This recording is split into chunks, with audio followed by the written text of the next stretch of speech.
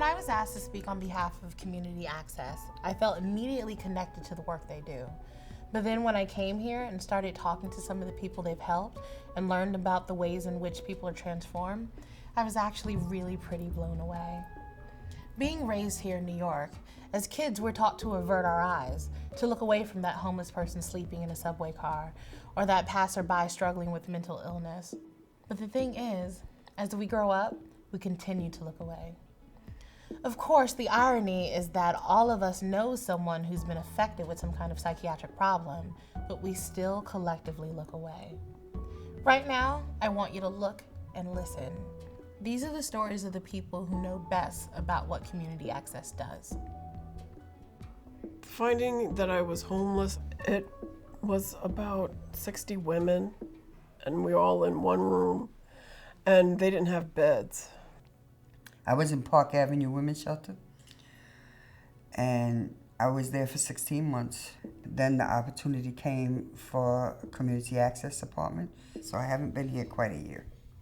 Community Access kind of saved my life. They gave me a place to stay and a job. I'm grateful. On any given night in New York City, 30,000 people experience homelessness. Of that group, an estimated 40% are living with severe mental illness.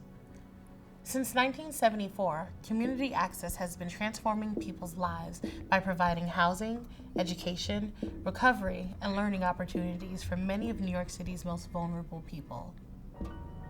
Right now at Community Access, we have about 20 buildings that we've either renovated or constructed new as housing for people with psychiatric disabilities, low-income families. And all of our projects mix people together. I have a boyfriend, he also lives here, Raymond Tucker. It's independent living. I came in, my other half was living here in June.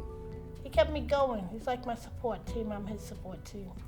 I like the idea that I was able to go back to work. Working helps me. It keeps me satisfied. So I think I'm doing good. I was in a place where I was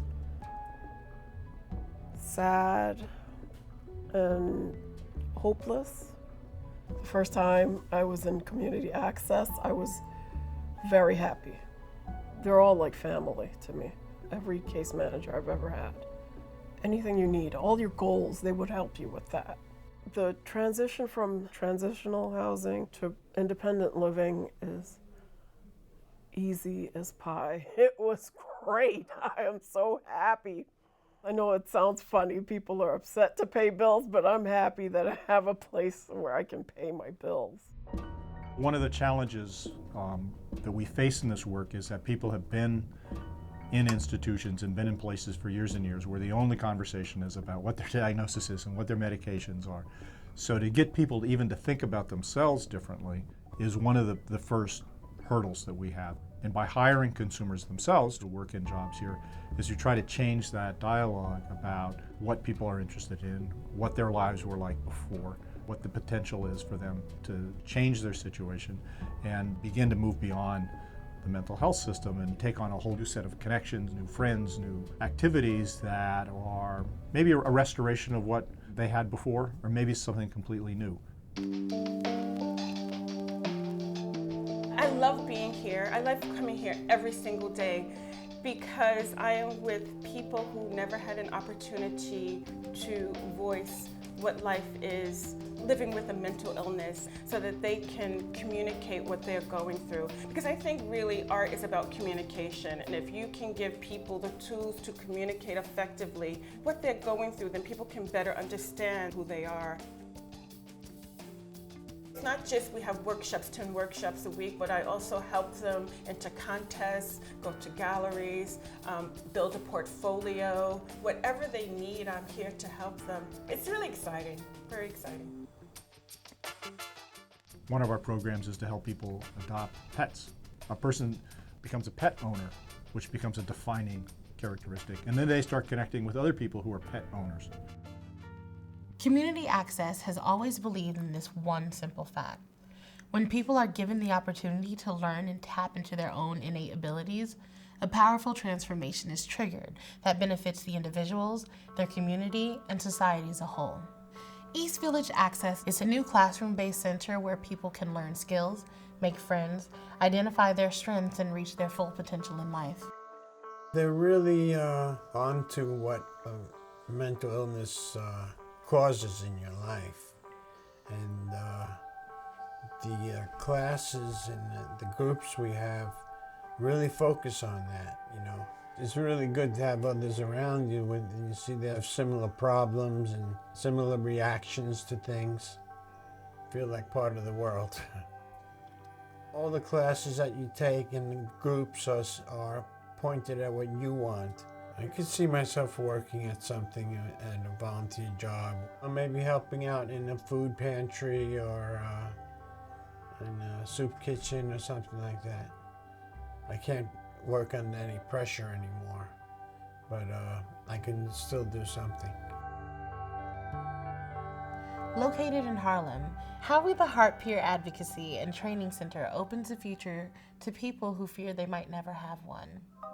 Individuals living with psychiatric disabilities who may also have histories of homelessness, substance abuse, and incarceration get help to develop the skills they need to find not just jobs, but meaningful work.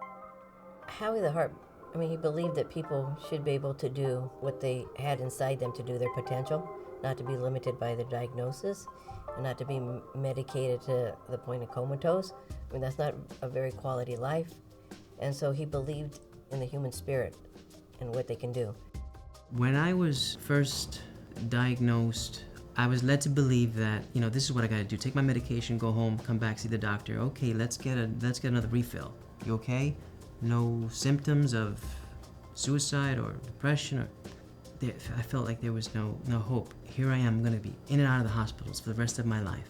When I met with Community Access Howie the Heart, I had a different take on my life. I was like, wow, I feel like I have the dignity of risk and the right to fail.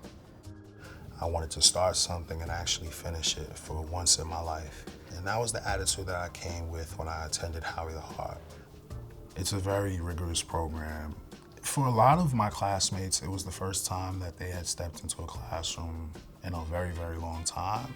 And this is somewhere where they actually thought they could make a difference and they actually thought school mattered. In order for us to win the lottery, we have to buy the ticket. And that's one thing I think I have been able to share with people. Stick with it. It's the hardest thing you're gonna have to do in your life, probably. You're gonna take on peer work. You're gonna land out. You're gonna have to stay well. You're gonna have to listen to the stories of the people that are still struggling, and you're gonna have to deal with the mental health system. It's hard work. It's hard work. But if you can take that on, life will get a lot better. So everybody can recover. Everybody can gain ground. I'm most proud of being a family man, a husband, a father, and also I'm part of a mission, helping others to see that there's hope. Today in the United States, 500,000 children are in foster care. And this year alone, 25,000 of them will age out of the foster care system. We know from statistics that the odds are 1 in 6 that they'll soon experience homelessness. Community Access is giving young adults who never had the chance to be children an opportunity to become successful adults. Somebody, as an adult, didn't wind up in our program by accident. There was things that happened to them that have produced somebody who's spent their life cycling in and out of hospitals and stuff. So the opportunity to create a program for young people and catch them before they become lifelong wards of the state and users of mental health services is a great opportunity. I got put in foster care in 1991. That's when I started moving from foster home to foster home. I've been in about 25 to 30 foster homes up to me being about 16. So I had a hard life. A lot of things took place during the time I was in foster care, during the time I was with family, and that's about it. I have 2 kids. I have my son Kasim, he's 7, and my youngest son DeMonte just turned 3, and they're with one of my old foster moms that I've been with for 10 years. Here, it's just great. I like it. Whether we need help taking care of our apartment, like whether we need help talking to someone because we feel down, very depressed, we always have someone to come talk to. The staff are great here. We talk about serious matters and things that I need to get on the ball with. They help us get jobs, help us save up money, help us open up bank accounts, and also they help us reach new heights. People will come from other apartments and cite their poem in front of everyone. Like, we just have a opportunity to come down here and express how we feel and what we've been through. I write poetry, I rap, I draw, I don't know, I can do a lot. We have groups every week. Even if you don't have food in your apartment and you're hungry, you can come downstairs to community access, have dinner, eat here. I mean, you won't catch a lot of kids aging out of foster care and getting help like this. I won't want my dream to come true. I want to be a pediatrician.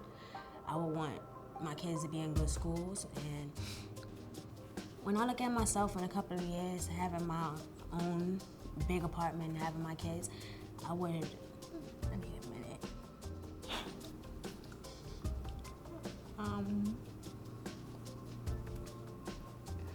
I would be happy, you know? I would feel like 100% parent, you know? Like I'm doing my thing now, I have my kids, and I have a bigger place, and it could just be us alone. And I know my kids would be happy too. That's what they want now, and I know they'll be happy too. All right. Sorry, what? A core belief at Community Access is to recognize each person's potential, the fullness of their lives, the capacity to be good neighbors and productive members of our great city. No matter where a person is in his or her life, no matter what types of challenges they've experienced, when you invest in a person's abilities, hope is possible. At Community Access, lives are made possible.